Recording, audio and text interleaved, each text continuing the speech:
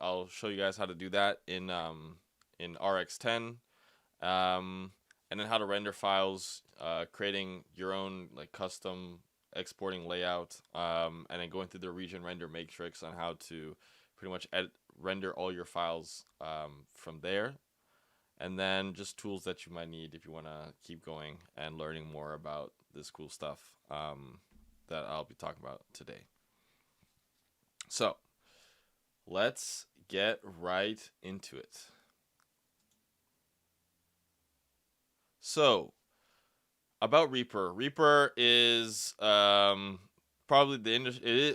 It is the industry standard for game audio. Other you can also use Pro Tools, and I've seen Nuendo a couple times, but Reaper is pretty standard. And because the reason why is because um, it is customizable. It is very customizable. You can do literally almost whatever you want with it. You can add scripts. You can add you know uh, external plugins to help shape your project, make things look cool. You can even put in custom themes that have easier workflows, etc., etc. It's really cool. I love using it. It's definitely been my favorite DAW for working with audio. Um, Outside of music, because music I just do everything on FL Studio. Um, and yeah, so before we get into Reaper, just make sure that you have Reaper downloaded. And in addition to that, looking at the SWS and Repack extensions, those are really important, as you won't be able to customize your Reaper without these downloaded. And so let's get into it. And actually, we'll do a plugins overview and a keybinds overview as well while we're at it. So let me get into Reaper real quick. Okay, so actually, let me first off go over Repack. So Repack's and package manager for Reaper.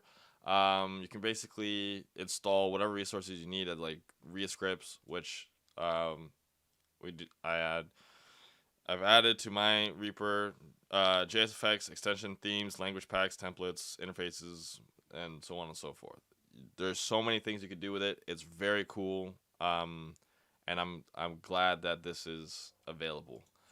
Um, then we also have the SWS extension, which is basically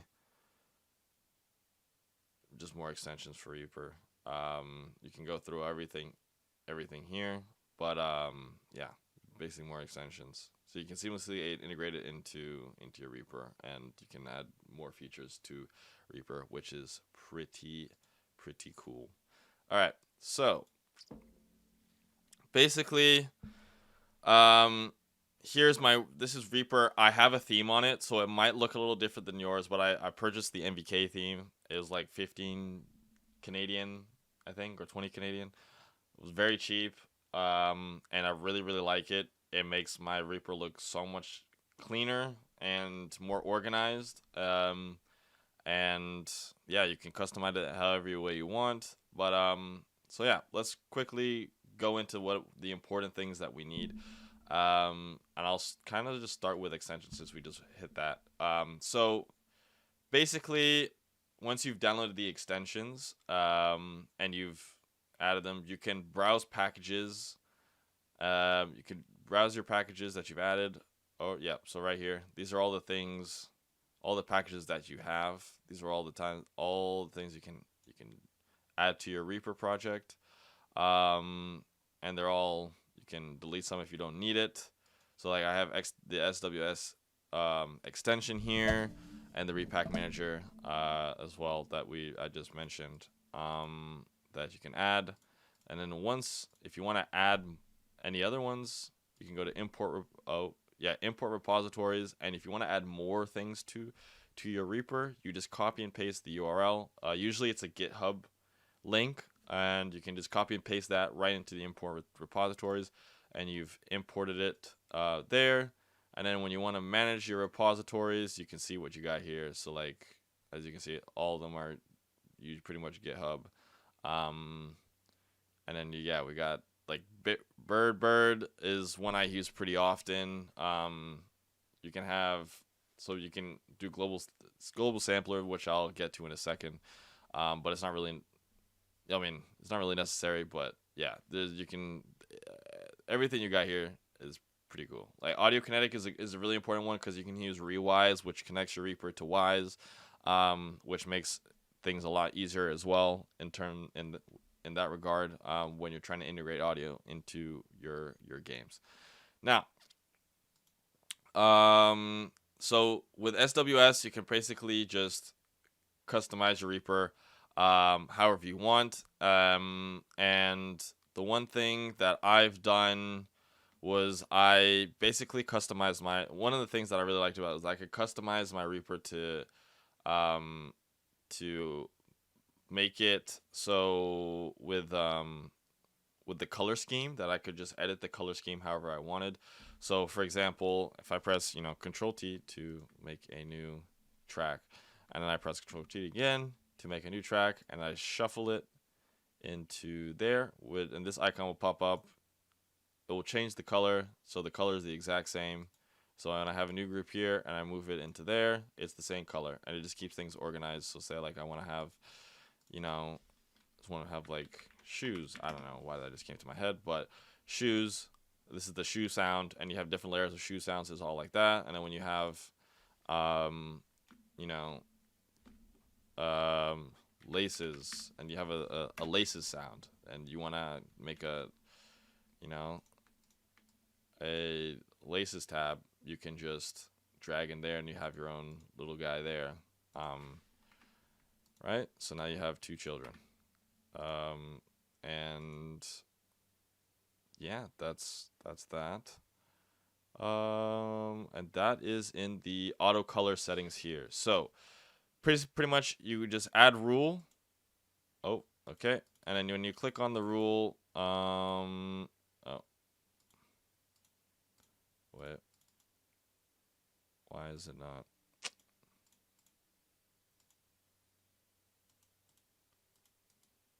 Okay, so you add rule, and you can change it to whatever these settings are right here. So if you want to have whatever you need for your project. So the way I do it is I have a children as track 1, and the track 2 is any. So pretty much anytime you make any track, it's random. When you have the children as track 1 and you put that child into that random track, it will auto sort that color into whatever the random track is, and you're good, and it keeps things nice and organized. Now, additionally, if you're ever working with any, video MP4 file, then you can click on here and you have the video toolbar as well. Media Explorer is another one that we're going to get to in a second. Region marker management is also pretty important for what we're going to go through here. So like region, once we get to this, you'll have your regions of all the files that you've put in your project and all those regions, and it keeps things very organized. But the one thing I want to get to is customizing your keybinds. So customizing your keybinds is really important, because you can, it just makes workflow way easier. You can add your own custom keybinds like you see here, custom Xavier, return from RX, or send next item to RX. It's something that I've created, and I'll get to that when we get to that. But basically going through and adding your own keybinds for certain things. Like I have a keybind. I changed the keybind so like if I want to add markers to multiple region markers to multiple tracks, I would just press Control M, Control Shift M, and it'll create those regions accordingly and makes things way easier for me. Okay. Now we need to go through plugins as well. So adding plugins, pretty much whenever you create a new track, just click Show Track FX, and then whenever you click any of these on here, like I got a bunch, but say I want to add nectar 3 elements for some reason, then you just click it there, and say I want to add, you know, I have an effects chain, like you want to add an effects chain. I created an effects chain here, so you can go back here, click save effects chain. You just name it whatever you want, and then like I would like to name this nectar chain, and I can save it there, and we are good to go. So that's pretty much it. Okay, so let's get into the nitty gritty of everything. Having to import your files, having to process the files and create a render of those files, and go from there. So, yeah, first things first. So how are we going to import our files and using the commands to organize these files? So, once again, I'm going to delete this track. I'm going to create a new track. You can't create a new track if you want to, but you could also just drag and drop the files. So there's two ways that you can add files to your project. The way number one is by just click on View, and you got Media Explorer. I don't really use this, and the reason I don't use this is because it looks really funky. Wow. I already dragged this. Okay, and the reason, so you have all your sounds. So basically, this is my sound effects library that I have on my desktop, and I just have this here. The reason I don't use this is because I have three monitors, and I have a vertical monitor where I just have all my sound effects right there, and I can just drag and drop them into Reaper, and it's super easy for me, and this is what I like to do. For someone else who doesn't have more than one monitor, this would be ideal. You can also move. The one other thing about Reaper that you can customize, you can move this dock right here. So if I want to move it to, say, the right, okay, and I have it on the right, I can just, you know, click on this and I move this into there, and I'm good to go. You could also do that too, which is really, really helpful. But that's just not how I like to work. And it really, customizing Reaper is generally how it works for you. Whatever you're comfortable with, do that. You create your own workflow. You can obviously look at what other people are doing, but having your own workflow, whatever you do, helps. And you can just take advice from other people and then maybe change up your workflow however you need to. So I have it like this. But, let me just remove that there. But I don't really use the Media Explorer.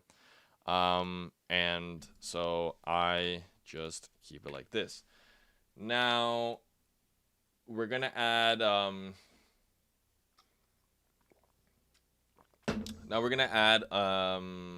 gonna add some dialogue. So let me go find that real quick. All right, let's do day one.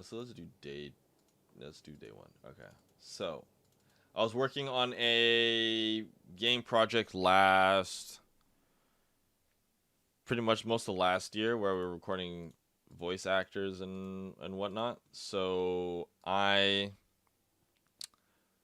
got a bunch of stuff now that the game is done, but so sequential. So when you import the tracks, it will ask you for this. You can just drag them into place if you want to. And if you want, you can do it like this. But it'll say same time position on separate tracks, sequential time positions on a single track, or same time position in fixed lanes on a single track. Now, the best one is sequential time position on track. I mean, if you for what we're doing right now is this one. If you want to do same time position on separate tracks, you can. If you have like multiple sound effects, it works. But we're gonna do this. So when it does that, you can see here all the tracks are are all connected. There's no separation between them. It might be a little challenging. So the first thing I do, I mean, we can edit this and just name it dialogue. right? So the first thing I do when I start a project is I change the separation between each audio file. Now, the way that I do this is I go into the action list and I search, I think it's, no, time. I don't know what the exact thing is off the top of my head.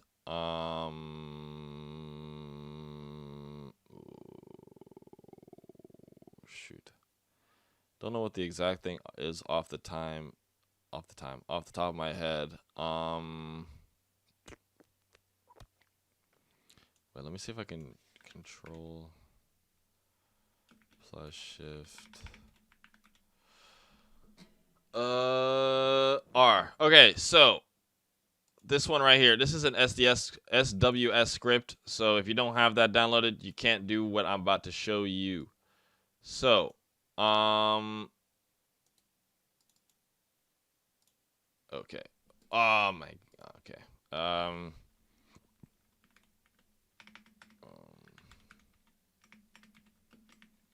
Man, okay.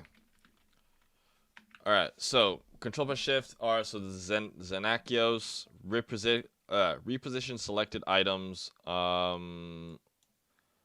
don't know why it's not showing the whole thing. We cannot see that. It's not showing the whole thing. Well, yeah, it's reposition selected items. Okay. So I have that bound to Control Shift R. It's just what's easier for me. If you want to do something else, you can do that. Other issue with me is that I have a smaller key, like a what is it, like a 75% keyboard, so it doesn't have everything there. So I don't have like function keys, which would make life easier, but I don't have that. And so, you know, it's I have to like work around that. So I have it bound to Control Shift R, so I could Control Shift R. Now I'll say reposition items, add time to interval, item start, item end. Okay. So I like to do the item end. If you do item start, it's just gonna look really funky. So you do item end. I usually do 1 second. You can do 2. Like once again, preference. But if I do 1, I think it gives me ample amount of space. So if I click OK, it will make this nice little selection here between each file. If you want to just, you know, a bit more organized, you can do, you know, 3 seconds maybe. And you can see there's a larger gap, right? And you got more time to work with everything. Now, the next thing I like to do, Control Shift A, no, Control A to select all the items. And then if you press Shift and the up and down keys, you can change the size of the waveforms. Now I like doing this because you can see the separate, like in between each audio file a lot closer, and you can see that there's, you know, there's some gunk in there. There's some audio in there that you don't need to, like, it's probably like a breath or room tone or something. And you don't want that in there. So that just to keep note, right? And you can see here, like, for example, I have this giant bump right there. Then I know that there's going to be that while I'm working in RX, and I know to make sure that I can remove that in the future. Or I should remove that. And if it's still there in the next file, then I didn't edit properly, and I have to go back and do it again. Now, I've done this.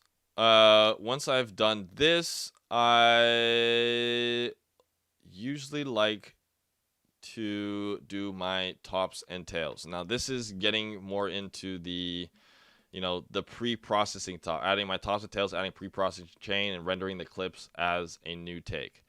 So, adding my tops and tails, what do I mean by that? Is adding fades to basically the top of the audio file as such. And for example, where I work, I'm usually told on the tops we want to keep it around 30 milliseconds, and then on the tails between 30, maximum is like 50 ms. And you can kind of see that here when you drag the fade, the time selection on there, because you don't want to cut off too many frequencies on the top, right? You don't want to cut off too many frequencies. So having a nice, top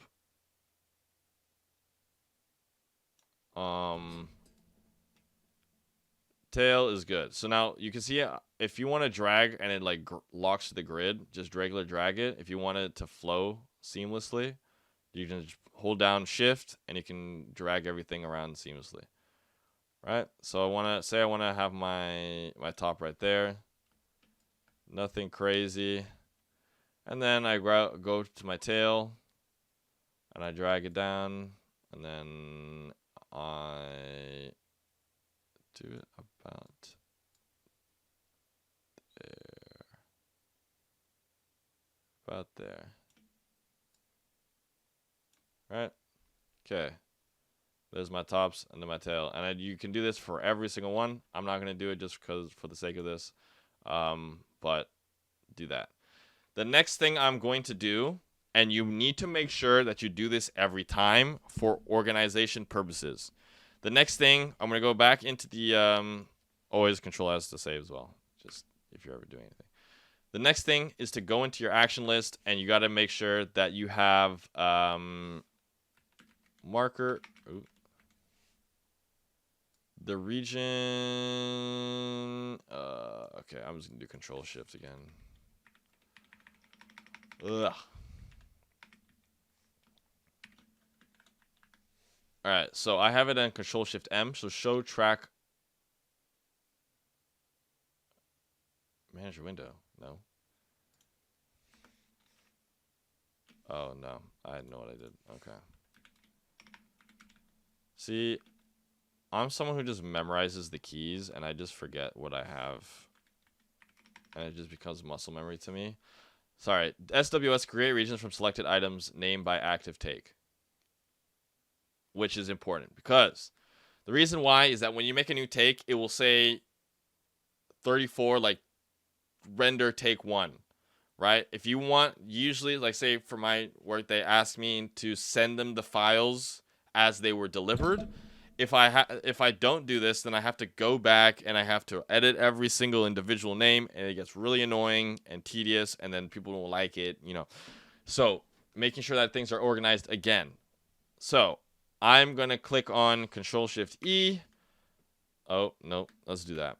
So you do Control A to select everything, and then you do Control Shift E, and you see here that I have these markers, right? And now, when we go into Region Render Matrix, and you go click on View, I think that's not the random matrix. Where's my region render matrix? Okay, so yeah, you click on region marker matrix, and you click on region render matrix, render matrix, and you get there. Okay.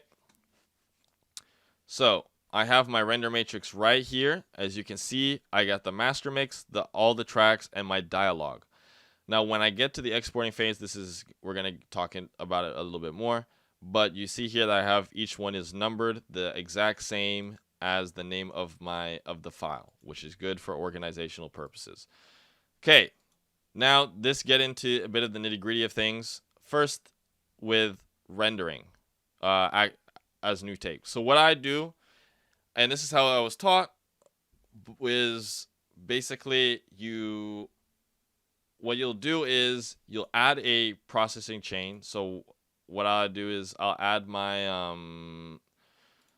FX chain, right? So like I showed you, I saved the chain. I click on my FX chain. I click on dialog cleaning chain. Right. This is just a simple chain, nothing crazy, and it works really well for me. It might be different depending on the project. It might be different, right? But say for my EQ, this usually does the job for me. I really like it. It basically just removing some low end that kind of takes note of the maybe like the echo-ness in the like the low end of the room whenever they're recording, just to remove some of those frequencies, and then keeping everything else, because you don't want to really remove, you know, important stuff from about, you know, about 70 to the 20K frequencies. Okay, I have a mouse declick. If you ever worked with anybody in the studio, they're always clicking their mouth. No, I mean, sometimes you'll hear a lot of mouth clicks, right? Because their mouth is dry, like mine right now. And you want to make sure that they're not doing that as they're recording. If it happens, then we have mouth declick here. I have it on some pretty basic settings. I just have the sensitivity at 1. If you have it a bit too high, then it might remove a lot of the important frequencies that are needed for words. Like it might remove, you know, like the vowel sounds, for example. It might remove A, E, I, O, U. And it's just gonna sound really, really strained and horrible. So having a nice sensitivity is good. It controls it. Then your frequency skew, don't really need to touch this any more than you have to. Just detects more low frequencies or high frequencies. Having it right in the middle is a good balance between the two. And the click widening, you don't really need to touch this either. This is pretty good. This is all you gotta do. If you want to listen to how it sounds, you can always play it and have it bypass, and you can hear the difference between the bypassed and the unbypassed processed audio track. Now, the last thing, I have a de-esser. This de-esser, Fat Filters de-esser, is pretty good if you have RX. Let's just go down here. Isotope. We have this DS right here. You can also use this one. Either one is really good. I just prefer this Pro DS right here. Genuinely, don't touch the settings. I have it on basic, and it does the job. You can, like, once again, you can bypass. Where's the bypass on this one? Yeah, to just listen to the sound. But you also can do this where you have an A/B, so you can hear the before and the after of the sound, which is really nice if you're like trying to see what the audio sounds like, what the dialogue is sounding like. And you can do the same with Fat Filter. I'd say Fat Filter plugins are 10 out of 10. I don't think you can go wrong with Fat Filter plugins. They are, if you want to dash some money, if you're still a student and you have the student account, Fat Filter is the way to go. Fat Filter is the way to go. I love Fat Filter. I use this for music, for our audio, sound design. It is so good. I absolutely love it. Okay. Now that I've done all this, right? I've done this. I've added my pre-processing chain. You can also have a monitor FX. Don't really want to put it. I don't put anything in here. But you could add, you know, that same low end band on there. But when you have it on your monitor FX up here and you have it on, it could affect basically all the sounds in your project, and you don't want that. Maybe you don't want that. Maybe you do. It is completely up to you. Excuse me. I prefer to have it off. So, but yeah, global sampler. I mean, it's cool. If you play a sound, I always like showing people. I think it's so cool that you can do this. He claims a few items were clept. And then you can just drag and drop the sound from there. I think it's cool, but it changes it to stereo from mono, and we're working on mono files, so we're not going to use that. So now, once we've done this, we can do Control A again to select all our tracks, and then once we've done this, you can oh, is that on? It's on. Cool. We can go to track. Why am I blanking? Track. Okay, render items.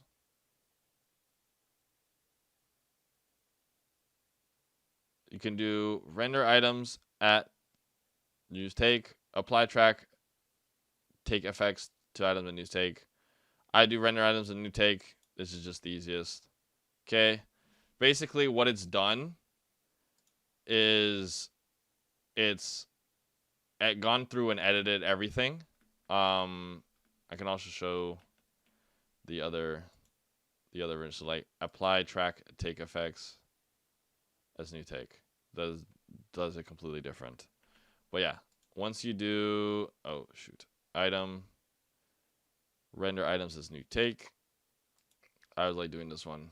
This is all okay, and it just pretty much it just takes all your items here, your pre-processing chain, and it cleans up everything in here so you don't have to edit as much in RX. Okay. So now that I've done this, I can take all my items. So first thing to do is to turn off the FX because we need to have it off. We don't need to process it anymore from this stage. And so we're just chilling here.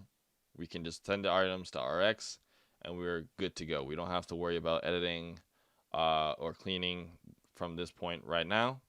And so the next thing we need to do is once again go to the action list and we can create our custom commands. So I'm going to show you guys my custom commands here. We can do edit action. So what I've basically done here is let me show you the first one. So this is F1. Okay, so you do item net. So what you do is you can basically search for whatever you need. So say I'm looking for some like region, I don't know. Remove region including contents. You could just click on that and you can add it, right? So what I've done is I've added item navigation, select and move to next item. You search for that, add it in here.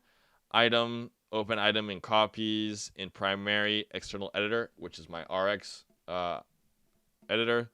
Then item set selected media temporary offline. And the reason for the offline is that when you don't have the items offline, they won't work in RX properly. So you have to have them off. There's also a setting. There's also a setting that so go to option preferences there. Actually, let me do that again because that was fast. Click on options, preferences. And then if you search offline, that is not it.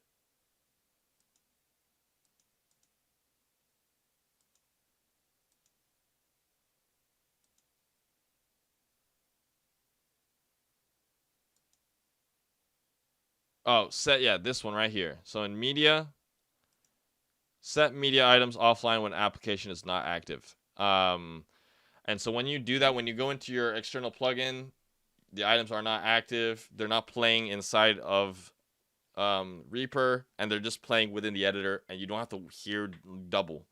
It's nice. Very important setting to have there. Excuse me. So now that I've done this, okay, then the next thing I need to do is I need to make a custom command for returning from RX. So when I've edited in RX, I saved all my work. I can then send it back to Reaper, and then it will activate all the changes I've made in Reaper in RX, and we're good to go, and we can move on to the next item. So it says item selected media online, so the items are back online, so you can hear them again. And then you rebuild peaks for the selected items, which will then basically rebuild everything, and import your changes from RX into Reaper, and you're good to go. So we've done this. I close everything, and so all I gotta do is just press FM on my computer, F1, right? And you notice there that the items are offline. All the items are offline, and we're cool. So now you see here, I'm in oh, I cannot. Yeah. We're in RX. It is an external plugin. I can just close this here. You see I'm back in Reaper. All the items are back online because I'm back in Reaper. I click on here, and then you see again, you hover, they're offline. Okay. And now that we're in RX, I can go over some of the plugins. Some of the settings here. So this is a spectrograph. If everyone's never used a spectrograph, this is a spectrograph. You could change the settings from this to this. This is the ideal option. In here, you can see everything. Some of the clicks, changes here. So say like I have you can see that there may be a mouth pop there, a mouth click there, something like that. The gaps here is someone not speaking. Oh, select audio driver. Why is it doing this? Why is it doing this? Oh,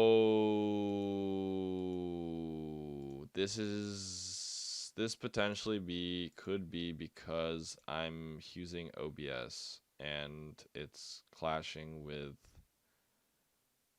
this. That is not good. Okay. That's annoying. All right. Well, okay. Well, I'll still show you how to do it. Anyways, so under edit, you can scroll down to preferences, and then you have once again, okay. So you have all these options. You have your audio. RX monitor should be your driver. Just leave these as such. Display, show tooltips if you would like to. Display cursor coordinates and status bar. That's fine. And then you just keep it as the settings as such. Now, this is the important part, is the keyboard. So the ones that I use the most are the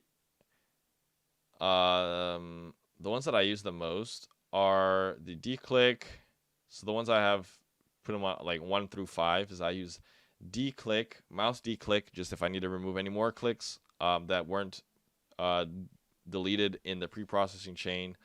So I'll do mouth. So mouse D-click is on 1. All you got to do is click on this. You just add the keybind, and you're good to go. So the command, right? So anytime I just hover over an item and I press 1, it completely removes the item, and we're good to go. Okay. Oops, I didn't mean to do that. So now I do the same thing for, say, gain. Right? Apply gain is a 2. If I want to remove some of I usually use the gain if I want to remove some space between words, and I can just press 2, and then it removes some space between words like such. You know, if they take a large breath there, like this one, for example, even though we can't hear it, I just know right there that's probably a breath. And so if it's not part of the performance, you want to delete it. Usually, if it's it also depends on what the client is asking for. If you want to remove it because it's part of the performance, then you do that. If they don't want to remove because they think it's part of the performance and it makes it sound better, then you keep it, and it's all good. And then you can move on to the next item to edit. There's also the spectral edit that I have on 3, I believe. No.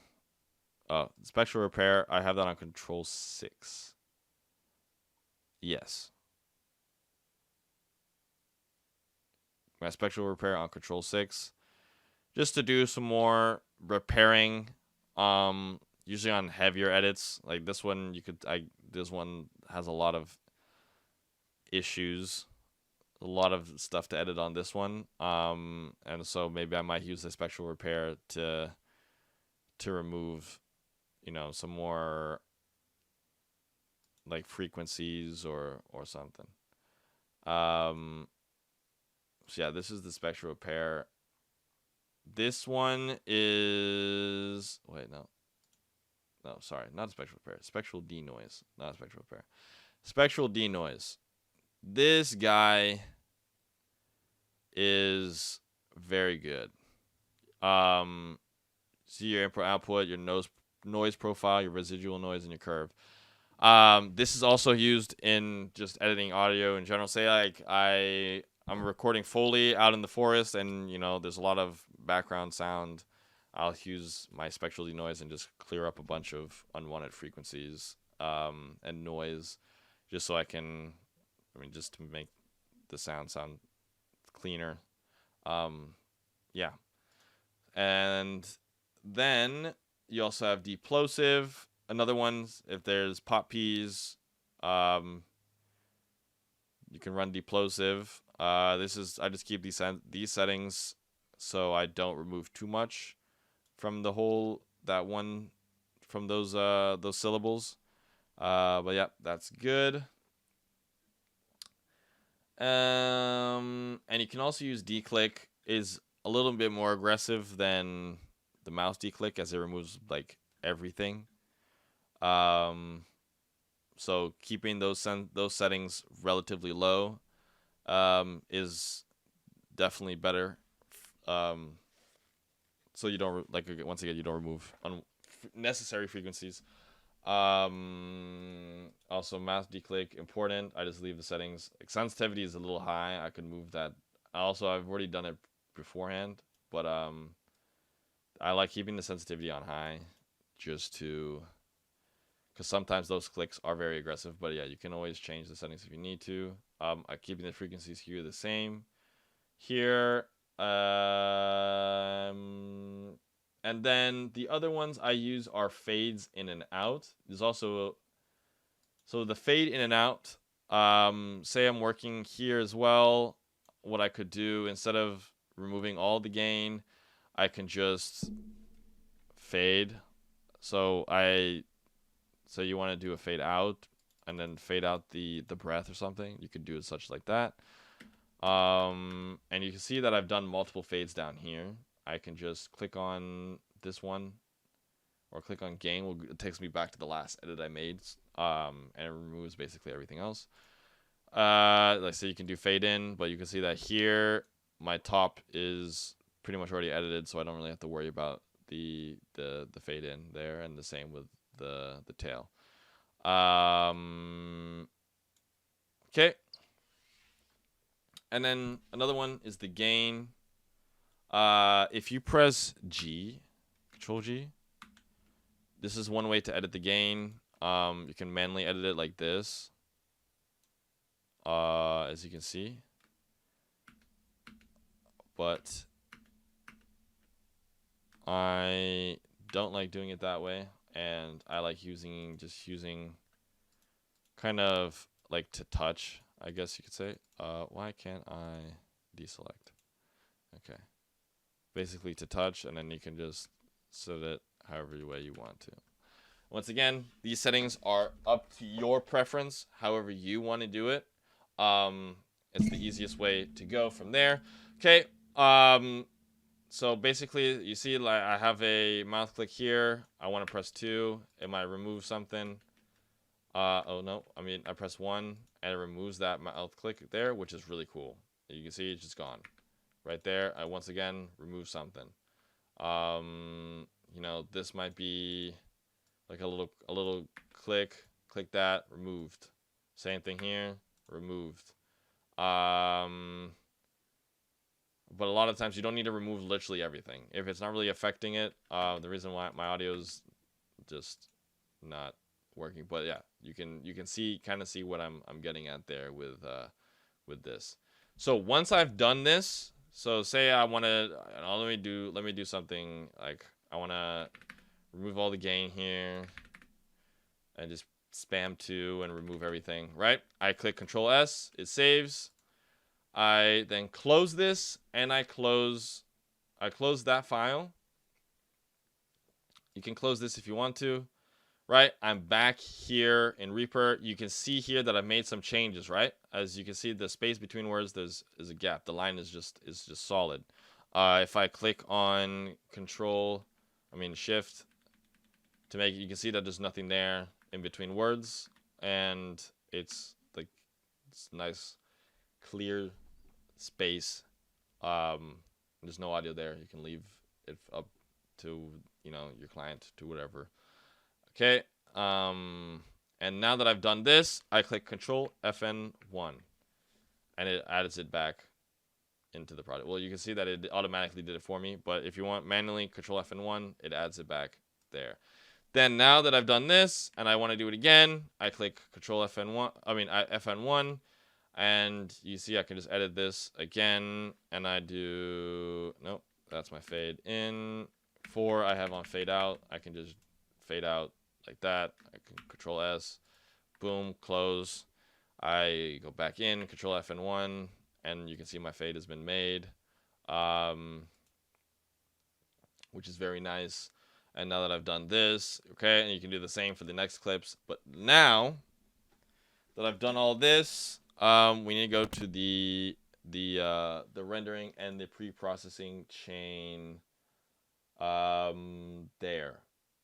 Okay, so the region render matrix is the most important part because you want to get your clips out, you want to export everything, right? So if I click on region render matrix again, like I did before, you can see here we got routing, wiring, tracking, region render. And that means for any of those ones that you've selected in the view here, like the region marker manager, you can just, or the routing matrix, you can just change it to whatever. And we have the region manager, like I showed you before. Here you can, edit the clips as such. You can set colors if you want to. Say you just want to organize it, you can set the colors to specific things. Makes things easier for you, right? Take a look for yourself. Front window is smashed. Probably a forced entry. Some nasty graffiti too. Right? It's cool. You can hear everything. It's like, oh yeah, I think that sounds fantastic. I think it's good. I'm solid. I want to export this. All you need to do here is just click on. Oh, that's why it wasn't. I'm an idiot. Oh my god. Don't do this. You see here, you need to create a second track, and you need to add your RX monitor. That's what was missing. Once you have your RX monitor connected, then the sounds will work. So, see, now that I have my RX monitor, I click FN1. Okay.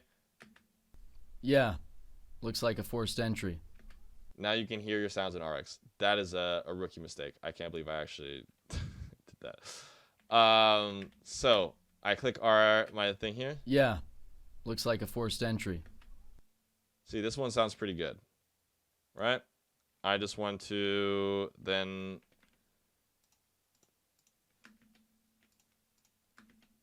just clear this up a little bit there. Let's create a nice fade. You can either fade. I prefer to fade outside of RX. But yeah. Yeah, looks like a forced entry. Right? Okay.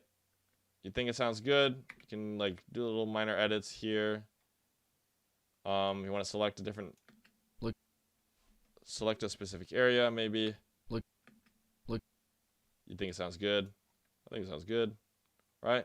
I want to save. I close this. I once again Control FN1, and my file is back, and you can see that it's edited, right? Okay. Let's do this one. If you want to go back and edit something without making a new take, just because you want to make it look organized, like 4 could be too much, right? You want to right click, and then you just go open items in editor, click on audio editor, and then you're good to go, right? So now you see that there was that little clip there, so I can listen to this. He claims a few items were clept, some stock and a couple of data drives, but he's been cagey about the details.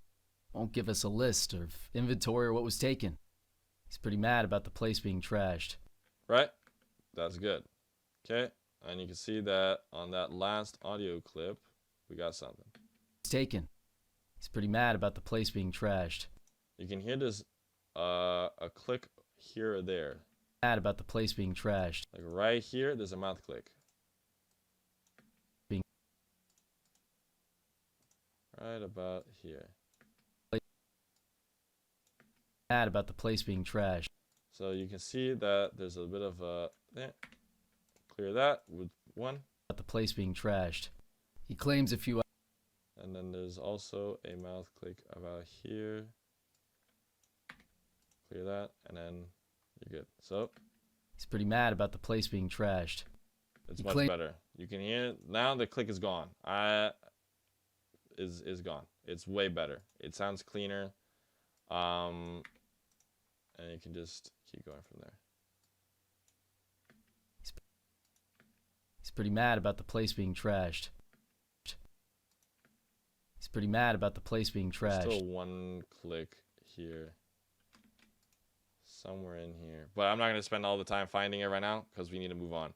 So I click save, I close this, and then control, and then we're good. We're back. Okay. Now, going back into the region render matrix, you don't want to do your entire project. You want to have them as separate tracks. So what I'll do is I'll click all these 6 cubes, right? And we have those selected. Okay, you don't want to do all your tracks. You don't want to do the master mix. You just want to have that one specific dialogue track. Okay, I click render, and you see here I have all these options. We have master mix. If you want to just do the whole track, then you got that. The whole mix, you got that. Selected tracks, if you want to just do 1 track or 2 tracks, or you want to do master mix with stands, yada yada. We need to do region render matrix. Okay, so when I have the region render matrix, and I've selected these 6 cubes down here, you'll see here that it says render 6 files, and I can render those 6 files I've just edited. Now, these are my usual presets that I have. And I will save this. So you can save your preset here and create it as dialog export. So anytime I do a new project, I have my dialog export. Okay.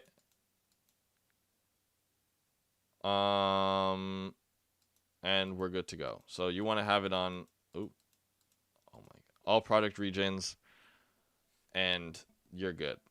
Okay. So we're gonna go through these real quick because we got about 5 minutes left. So you can directory, just search wherever you want to organize the files. If you want to have a spot that you want to send it, then you should send it in there. The wildcards, I just do the region, which is these regions here that I made up for each track. Rendering to, you can render to this. This is the folder I've chosen in my documents. Sample rate, always keep it at 4800. Also depends on the project, but usually you want to have it at 4800. If not 4800, 48,000 or 44,100. But usually 48,000. Mono, we're working on mono files, as you can see here.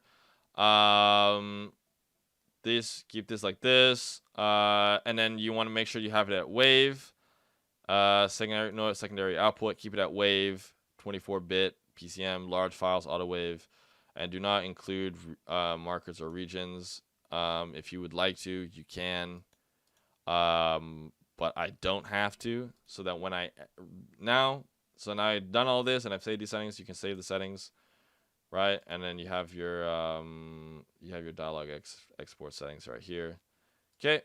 I guess I just need to save it there. So when I have it saved here, I then render these 6 files. I click render. Does a little rendering. Now I go into my documents under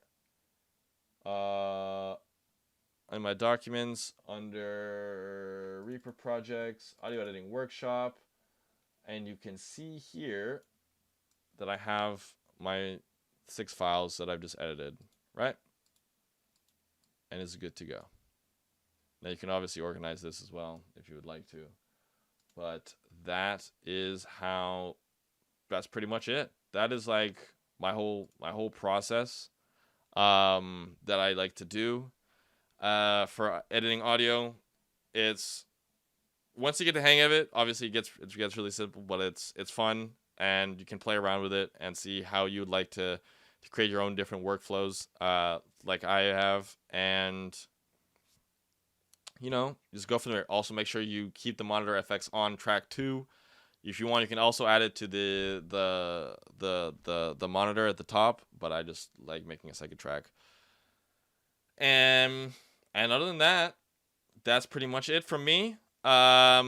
Some tools that I'd like to go through here. This one's really important. It goes through each track and it basically explains everything.